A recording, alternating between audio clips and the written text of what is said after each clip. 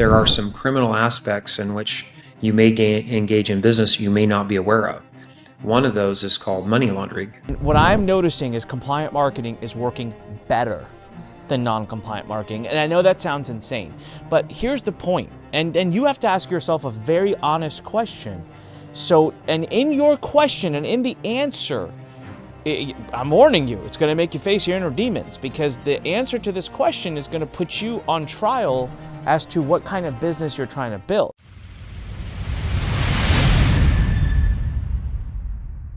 All right, so can the FTC put you in jail? And did they just put somebody in jail for 25 years? Prison.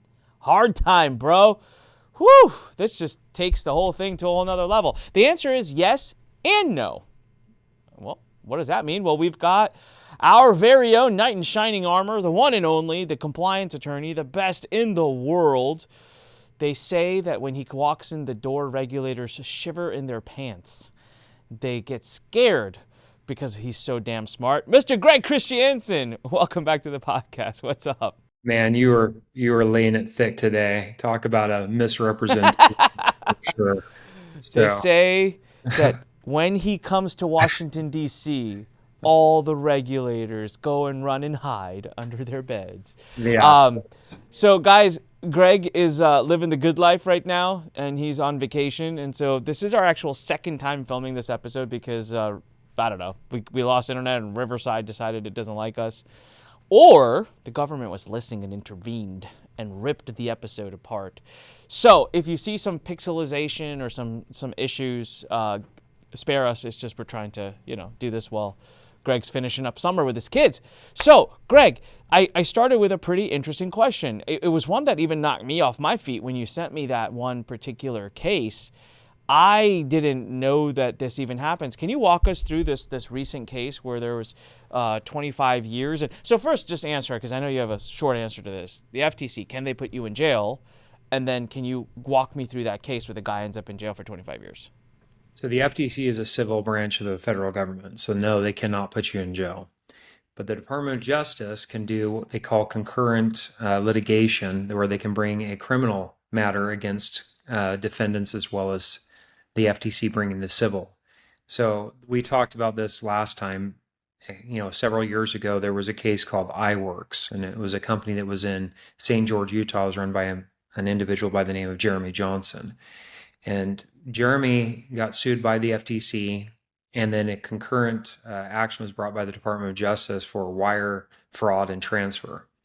And so in that case, he actually did serve, I think, 10 years in prison because of a conviction that he also lost concurrently with the FTC. So he lost civilly, the FTC took all his money, and then criminally, the Department of Justice put him in jail for 10 years in federal prison. So the case that I sent you earlier this week was this Simple Health LLC case. And in that case, what happened was several years ago, the FTC brought the action, but the Department of Justice also brought a concurrent criminal action as well. So most of the executives from the company, so let me explain what they were doing. They were representing to clients through their funnels, online and telemarketing, that they could get a better health insurance deal through them than they could currently through their current providers. And so people switched, but the representations, at least the allegations in the lawsuit and the criminal action, was that the actual service and the coverage that they were getting was far less than what they had represented it to be. So a lot of people didn't get the coverage that they thought. So the Department of Justice brought a criminal action against them. All the executives, except for one, the CEO, decided to take a plea deal with the Department of Justice for reduced sentencing. And then you had this, CEO of the company who decided not to take it, Stephen J. Dorfman. And he, this week, was convicted for fraud, criminal fraud, and was sentenced to a 25-year. He was sentenced this week for 25 years in prison. So the answer to your short question, no, the FTC cannot put you in jail. But if the harm is significant enough and it has a damage enough to certain individuals, they can definitely come and get the Department of Justice to bring a simultaneous action against you, and they can put you in jail for that. So that was going to be one of my questions too, is are these agencies known to kind of tap one or the other? So it's like they review the case and they're like, oh my God, there's a huge case for the DOJ. Hey, DOJ, get over here. We want to show you something. Like, is Right. that a pretty, I think you've said in the past, even states work with the FTC. A lot of times they bring a case, they'll call them and say, hey, you might want to look into this as well. Um, so Greg, then I'm going to pivot right to the question. How do they determine? Like, I mean, this is kind of scary. So in my case, for Yeah. example, could the DOJ have come and put me in jail because they determined I had telesales violations and I don't agree with what they said, but they said I was using deceptive and this and that. So how do you know if you're falling into that, like, is that the next thing they're going to do now? Are they going to start co-suing everybody and throwing marketers in jail? It's kind of scary. Yeah. In your case, it was unique. It was different. I mean, you got a CID, not a lawsuit like this. Simple Health was sued by the FTC right off the bat. There was no civil investigative demand. So I think whenever you get a letter or a CID, the chance of you having a simultaneous criminal action is pretty slim to none because they want to do a shock and awe. They don't. The FTC doesn't want you to know what they're doing. The Department of Justice doesn't. They want to hit you at the same time, and Mm. they figure the least amount of time for you to prepare, the better for that. So that's one. Number two, the type of harm you were talking about people that could have paid, a couple $100 to maybe $10,000 in your Mm. case. These cases are, look at the harm in this Simple Health case. People changed their coverage and weren't able to have coverage for things that they thought they were going to have. And then can you imagine the amount of expense? I mean, the number one reason people file for bankruptcy isn't because they get into financial difficulty because of credit cards. It's because generally they have a health related issue they can't afford and they go Mm. into debt and then they file for bankruptcy. Well, in this case, these people think they have coverage, they don't, and they're tens of thousands, hundreds of thousands of dollars in debt because of the misrepresentation. The harm is substantial and significant. Okay. And so your case is different. And the Jeremy Johnson case, we discussed this the other day, but I'll explain it again because I think it's important for people to understand. There are some criminal aspects in which you may engage in business you may not be aware of. One of those is called money laundering. Now, we've heard the term money laundering. Most of us think of some, 1970s, 1980s backroom laundromat where the mafia is running prostitution and drug money through it to I clean it. think of Breaking Bad, Oh, yeah, right. So Bryan meth Cranston, labs. yeah, in his hazmat suit, Yeah. and getting rid of dead bodies in car back or car whatever. washes and a big Yeah. storage room full of Right. cash. So yeah, you think of that, but in modern day online technology, money laundering is way different from that. What it is say you're running an offer and you decide I'm going to get 100 people to set up small little corporations or LLCs. Each of those corporations will get a separate merchant account. And then when you're running your offer, you know that the subscription you're running or the underlying funnel you're running, that there's a lot of demand to cancel or even charge back. And you know that. And so you create an algorithm to say, okay, we're only going to charge process X number of payments on this business, and then we'll transfer to the next. Now, the promise to those individuals is, hey, sign up. There's no real risk to this, but we'll pay you 2-3% of all the over, gross sales on this, and you'll make money on a residual basis monthly, and you don't have to do anything but collect the checks. So that was the iWorks case. iWorks had several subsidiary LLCs that were run by what I call strawmen. They're people that are not really related to the company. They may be relatives or friends that know the company, and they merchant processed as soon as they hit about 1 to 2% chargebacks. They switched to the next account. What that did is allow the company to keep on processing payments, harm more people potentially, and then what happens is once those accounts do get shut down, those individuals get TMF'd, which means they can't process payments ever again. And then on top of that, if there's any deficiency in the accounts for chargebacks or refunds, they're personally liable for that because they signed personal guarantees. And a lot of these people didn't know that when they signed up. So Jeremy Johnson didn't go to jail because of anything they did in iWorks. the representations online. That was all FTC stuff. He went to jail because they took money on those accounts and they transferred that money across interstate lines. And the FTC or the Department of Justice said, well, that's wire fraud. That, and that's what he was convicted of, was wire fraud because So, of money. so it's really important for people to understand, because I have seen this done by many different marketers, and it's an innocent move, but it is a jailable move, which is when you go out and get somebody unrelated to you or your company to Right. to sign for a merchant account, but you're the one collecting that money. I mean, it makes sense. It doesn't, the party that's actually being transacted with isn't getting the money. You are. It is money laundering. It's exact money, and that's something that, so you're fiduciarily responsible or whatever. I remember telling one of my friends who was about to do this, I said, don't you dare do it, because if there's a case brought against that guy who's doing a bunch of scamming, you're gonna get dragged into it, even though you're not making anything. You're making like a 2% override fee. So for you guys, if you're paying attention, it's very important.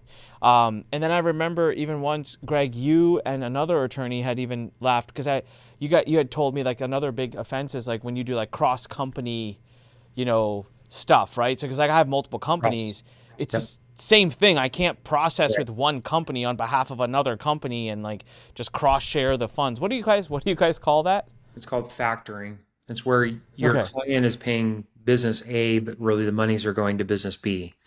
And Yeah. so it's deceptive because they think they're paying you, but they're really paying a third party company that's transferring the money to you. And Yeah. so, So don't be factoring, guys. Don't do it. yeah, All right. so back, So back in the day, I used to have clients all the time that were running tele-4s, and what they were doing was using the merchant accounts for the back end fulfillment partners. And so that was a big problem. There were several companies that got hit for that because they were not disclosing to the client they were collecting credit card information and processing it on somebody else's merchant account. There's also, and we don't have time to go into PCI compliance today, but Visa and MasterCard have their own set of rules in processing payments. And if you don't follow those rules and you don't maintain security mechanisms and measures for credit card information, you could be in trouble for that. And so that's why a lot of my clients have gone to an e-commerce checkout page when they are selling over the phone or webinar or whatever. They direct the client to a page themselves. The client inputs the credit card data and hits submit instead of them collecting that over the phone, mm, because then they have to worry about maintaining or keeping that information safe unless they maintain it in their database. When you do sign up for a continuity or subscription plan and it's an evergreen where you're charging every month, you're maintaining that, well, then not only do you have to make sure that you have good mechanisms in place for that, but you also have to make sure that once the data is in your possession, nobody can get to it. Otherwise, your target, all yeah. these, that FTC case with Target where they lost all this data, including financial records, to a big hacker. So, Yeah. Okay. So there you go, guys. Right out the gate, know that there can be cases brought. I don't think you should lose any sleep at night thinking you're going to go to jail, because you have to really be doing fraudulent activity, and it has to be something you're aware of. Like it has to be pretty nasty. And I would imagine if you're one of those people, please don't be watching this podcast anyways, because we don't really need you in this community. But having said that, so that's what's going on. Greg, the other question I had for you that came up on the episode that ended up not getting recorded, I have personally felt, just from talking to you, because you let me know about these things, there seems to be an increase lately of asset freezes by the FTC and them actually winning that for telesales.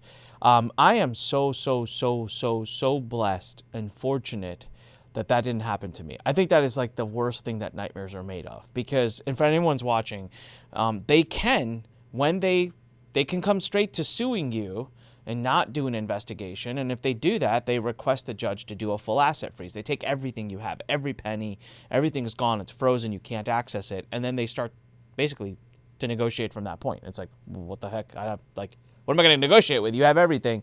And so you stand to pretty much lose everything you've ever made in your entire life. And you don't have any money to defend yourself with. You don't have any money to pay the lawyers. And it didn't happen to me, thank God. And but it seems to be, and I hadn't really heard of it happening and then like all of a sudden now there's been like an uptick over the last few months. Am I just making that up in my head, or have you seen it too? Are you sensing that as well? And can we talk a little bit about that? I monitor all the cases the FTC does, and I read all the stuff. That's why we're talking about that criminal action because I noticed it this week. There was another case that came out this week called Rev X out of Florida, and I sent it to you as well. In fact, you know that I've been talking to one of the defendants on that. So in that case, which is funny because I read the case, I sent it to you, and then I get a call from somebody like, "Hey, this is what's going on. Can you help?" And I don't know if I'm going to or not, but so the situation in this and the uptick. So the first asset freeze case that I saw after AMG Capital Management was the FTC versus Rando case out of Florida. Rando was running a, kind of a credit repair type of offer, and the FTC came in and was 100% telesales. So I thought, okay, they're pivoting to Section 19. They're getting asset freezes based on that. Last August, so a year ago, the FTC got an asset freeze against a company called Automators LLC. They were running an Amazon automated business. Then that same month, they also got an asset freeze from a live event company called Gondolas out of Florida. See a pattern here? There's a lot of few Florida cases. That was because they weren't giving the correct right of rescission for live events. So they were able to get an asset freeze because of that as well, because it was a violation that they were able to allege. Also, both of those had a business opportunity disclosure element to it. And so since then, though, they've had several asset freeze. They had the Webley O case in December, which was just settled a couple months ago, and then recently, just about 2 months ago, I was called, and I'm helping on a case out of New Jersey.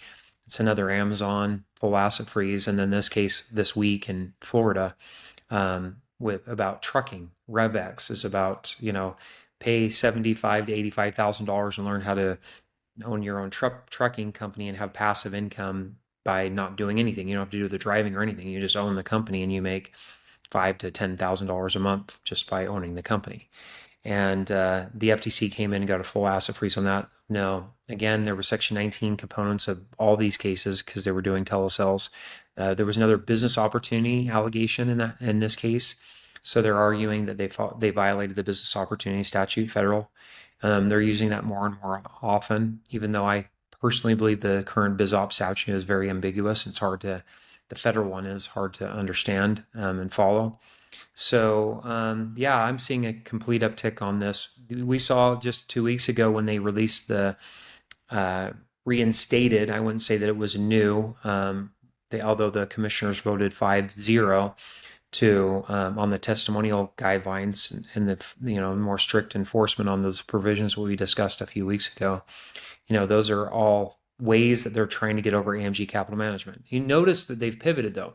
So in your case, right, they sent the letter that you never received, and they sent 1,000 of those letters. I don't see that as much anymore. Like my clients aren't getting those letters. Seems like they're trying to pivot to different ways of trying to circumvent AMG Capital Management. But it was interesting in that testimonial press release they did a couple weeks ago about the 5-0 that they're still trying to press Congress to amend the FTC Act to get back the provisions they lost under AMG Capital Management.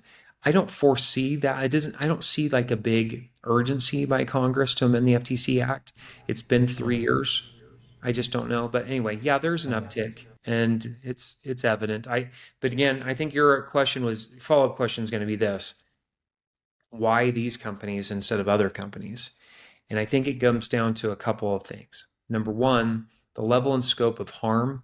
Like, look at the package sizes. The Automators LLC, $20,000 to $40,000 package sizes. This RevX case that was just this week, $75,000 to $85,000 package prices.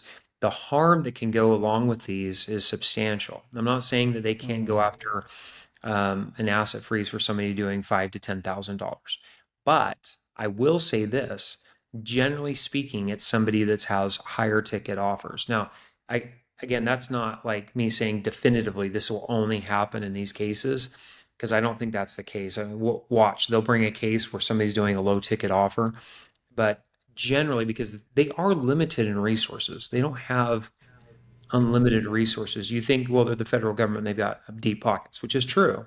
But the collective of attorneys and paralegals, they can only handle so many cases at once. And generally, they tend to put two or three attorneys on a case. When they go to trial, like in the response case, they had seven attorneys that were ready to go to trial. That is a good portion of their litigation tied, team tied up in one case. Yeah. So they pick strategically different sectors, different industries, but I would say higher ticket seems to be like if you were going to gauge like a scale of more risk, higher tickets and in the increased, again, number one cause of action in this RevX case, false and unsubstantiated earnings claims every Yeah. single time. Yeah. That's what they go for. And then they did Got it. BizOp, and then they did everything else. But that's what draws their attention. Got it. All right. So, Greg, before we started this episode, you said something kind of ominous, and I was like, "Oh, where was this going to go to?" You're like, "Oh, I got a lot to talk about today." So I'm kind of curious. Did we cover some of that, or is there new things in the last day or two that have come out? Because I've actually not been tracking the FTC site the last couple of days. Been busy with a few things, but yeah, what else did you have that's kind of sticking out for you like a sore thumb? Well, I had somebody make a comment to me this week, and I hear this a lot, and I want to address it because it's a big elephant in the room as it comes to compliance. The statement to me was, I can't run a compliant offer that converts. And I hear that consistently. I have clients that have been in the business for 20 plus years that I've represented that are still in business and doing really well. I have clients that come to me and they are skeptical that compliance can convert and that you can stay in the business. First and foremost, most of the clients that come to me have been in business for several years. And so they have a pattern and a legacy of doing things that I wasn't a part of. To think that you can go into and within a week or a day or even a month or two, pivot a business that's been in business for 5 to 6 to 10 years, and then all Yeah. of a sudden magically puff, it turns into a compliance machine that converts. That is a misconception. The way that this works is, and the reason that most of my long-term clients have been successful is their dedication to consistency and compliance. It's one, understanding and being educated, like attending these podcasts and buying the book and getting into the compliance academy and getting some knowledge so at least you know what the rules are. But then not just relying on yourself to figure out that what these rules mean, having some assistance, whether that's us or it's another law firm or whatever it is, to teach you exactly how to implement these things together. You asked me last week, like, Greg, how much time a week do you spend on review and helping? And what was my response? 40 hours. About 40 hours a week Yeah. helping clients to go through. And where's the heavy lifting? It's not identifying the issues. I can do that pretty quickly. It's training people to understand why I'm identifying the issues. And then most of my time is helping rewrite VSLs and scripting so that it's in a way that sounds legitimate, creates credibility, can convert, but isn't going to offend the compliance gods because you're saying something that's offensive or misrepresentative or things that you think you need in your ad copy that you don't need because it just loses credibility and seems a little bit scammy. And we can debate about that, whether or not that's true or not, but it takes time. But once you put the time and dedication to it, you're in a position where you can succeed as a marketer. I have a client that no less than 3 FTC actions they would have been subject to had they not followed my advice and been consistent and diligent in their compliance endeavors. Multi-million dollar business today, super successful, never had a regulatory issue. Never. So, but they've escaped from several FTC actions because they made hard decisions at the right time to terminate relationships with people that weren't willing to follow the rules, to change and pivot what they were doing internally themselves, to cut areas of their business that were risky. They made good decisions, but over time they pivoted. They're not Blockbuster, they're Netflix. They let the old stuff die and they changed with the future. So the thing is in marketing is that you can get so ingrained in what you're doing that you're unwilling to open your mind to the possibilities that can be done differently and more compliant and more legitimate. But it's So not an easy I'll, fix. I can speak to this, right? Because in Compliant Academy, I'm running an 8-week class today. Actually, we're filming on Friday, so today is actually class 7 of the 8-week class, where I'm running and teaching people how to do things compliantly. So I'm trying to say, here's what we would have done as marketers in the past, and here's. So I have a whole thing on this, Greg. That I have a whole lecture on this I can give because I've lived it, right? I'm speaking from the marketer side, so hear me on this because I have no reason to make crap up. Okay, I have no reason to lie to you guys. And what I'm noticing is compliant marketing is working better than non-compliant marketing. And I know that sounds insane, but here's the point. And you have to ask yourself a very honest question. So, and in your question and in the answer, I'm warning you, it's going to make you face your inner demons because the answer to this question is going to put you on trial as to what kind of business you're trying to build. And so here is what I have discovered. Does compliant marketing make impact conversions? Yes and no. Does it drop conversions? Yes and no. Let me explain why. So imagine this is like upmarket, downmarket, just vertical line, okay? Upmarket, downmarket, okay? And I don't refer to downmarket in any way in a condescending fashion. I'm not being negative. I'm just saying downmarket is going to be someone that perhaps just doesn't have the understanding, knowledge, education around the topic. They're a bit more vulnerable. Maybe they'll believe you quicker. There might be someone who's a little bit more desperate in a desperate situation, so they're trying to make something happen quickly. There's a lot of things that can make someone, maybe they don't understand English as well. Maybe they're a bit more senior, and so they're understanding things are, whatever the reasons are, they are drawn to hypier messages. They're drawn to those results-based testimonials. They're drawn to all of that. Okay, but they're also just as likely to not actually utilize your program or get any results or even be the right person, and they're also way more likely to churn out. They're not going to be around 6 months from now. They're not going to buy your high-ticket programs. And to compound to that, they're also more likely to be the complainers. And to compound even on top of that, they're more likely to be the refunders, to be the chargebackers, and to compound one level even above that, literally the government puts an extra emphasis on protecting the vulnerable. So what you end up doing when you build this hypey sales message is you build a machine that's genuinely built to attract the down market into your business. And literally like turn away the upmarket. Now, who are the upmarket? The upmarket are people that possibly have not just college degrees, but have more advanced degrees. They're professionals. They have money. They're out there. I liken it to, in the SEC world, we call accredited investor and an unaccredited investor, non-credited. So an accredited investor, right? So you're talking about someone who has the ability to understand what you're doing, to think about it, to reasonably understand the risk behind it. But they're also going to be the people that actually do more with it, that get results from it, that give you word of mouth, that stick around forever in your community, that can afford and buy your back-end programs. Like, there's so much more to unpack there.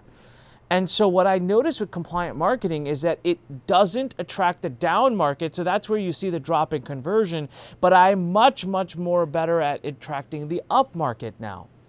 And so my LTV, my support systems, my overall happiness with my customers is through the roof. So if you are asking this question and making the argument with Greg that, hey, compliant marketing doesn't work, the thing that you've got to ask yourself is, who are you trying to attract? The down market or the up market? And if your business is built around attracting the down market, which typically is the case in the people that are seeing ridiculous drop in conversions, then you just need to ask yourself one other question. Is that really a business? Because you're not compounding. You're not compounding customer base, right? Like, you're not, actual businesses that grow have recurring business. I'm telling you, I've lived it. I was in this business. I built a $40 million a year company to the down market, essentially, because that's the kind of messaging we were using. And it was the hardest thing to continue to fight back against the churn. They were constantly in and out. People were leaving in and out, in and out. And so, I'm sorry to go on a monologue, but I've been doing this, teaching this, I'm literally living it, and I'm telling you, I'm getting some of my highest converting pages, sales pages right now that are compliant, that I have no problem putting out there, and they're converting way better than they used to in the past. Now, I will say the second piece, you got to change your model. I'm just being honest with you. If you want to be squeaky clean compliant and you want to go from an ad straight to a phone call to sell someone a 20K program, it's tough. Think about it. How often do most people who do this type of marketing are upmarket themselves. How often do you, on a one call from someone you've never seen, never heard of, you booked a call with, you get on the phone and you close a 20K deal? Most people in the upmarket would never do that. They would never do it. They won't be talked into that crap. They need multiple calls. They need a longer process. So your model, this is why I love doing the low ticket, kind of going up to one level higher and one level higher, because I don't have to be hypey by the time they get to the phone, because trust is established. They've been through some of my training already. They understand the value that I bring and that we bring to the table. And so they just need to have a more fact of matter conversation of what exactly is the product. So we don't have to make all these false promises and, implied claims. And so, yeah, your model changes. And what that means is you got to slow down. So whereas you're used to scaling a company at blah, blah, blah and making $1 gajillion real quick, no. You got to take them through the ascension. You got to take them through the value ladder. And so that's what I have found, Greg. This is what I say. To the people that absolutely can't make compliant marketing work, it is because you have built a business that revolves around attracting down market. It's a personal choice you can make, but it is not a choice. It is not a discussion about compliant or non-compliant marketing. It is a business decision of what type of customer do you want to attract or not attract into your business. And that has ramifications down the road that I hope you're considering. Because if you say, no, Anik, I'd rather take the high conversion, high money now, I just want you to know you're on a treadmill and you're going to constantly be doing this. It's every year. You're going to be 30 years from now still doing it. You're not stacking customers. So short-term gain, long-term pain, and a lot of increased exposure for compliance. So I think you should pivot your business model to attract the upmarket. And as soon as you do that, compliant marketing is no longer a liability. It is an asset. And so tomorrow, if Greg called me and said, Anik, I called the FTC, I worked my magic, they've wiped your case from the face of the earth, nobody there even knows about you anymore, you're not under any more guidelines, you can do whatever the hell you want. Go for it, Greg. I'd be totally open to that happening. So if you can make it happen, please, that'd be great. Not the droid you're looking for. Yeah, wave your magic wand, Greg. But let's say he called me and did that. I mean this from the bottom of my heart. I would not revert back to the old marketing. I would continue to market the way I do today, as if I am under the tightest of guidelines, because I have found it to be better. I have found it to be more fulfilling, and I have found it to bring me far better customers. And with that said, I will finish my monologue on compliant marketing. Greg, it has been awesome. I want you to get back to your family. Thank you very much. We started the episode with talking about just this whole idea of can worse things than fines happen? The answer is yes. Is it likely? No, unless you are really doing harm. And like you said, the higher you charge, the higher the harm, the more likely bigger agencies get involved. And so stay safe, be good, be honest. Greg, thank you. And thank you to your wife for letting us borrow her phone. So please do tell her. I still owe her that Indian wedding. I'll make it happen. She's ready. Everyone else, what do we say if you want to go big? Right? What do I say? No, if you want to be a giant, go compliant. And by the way, grab the book, guys. Come support the cause. Grab the book, compliantacademy.com. Join us inside of the Compliant Academy. And then also complyly.com. Our software is up and running, and we're about to add a freemium offer, so you can actually go and test and just quickly scan your copy for free. So come to complyly.com and tell everyone else about this podcast. Greg, thank you very much. The rest of you, see you guys later. Bye.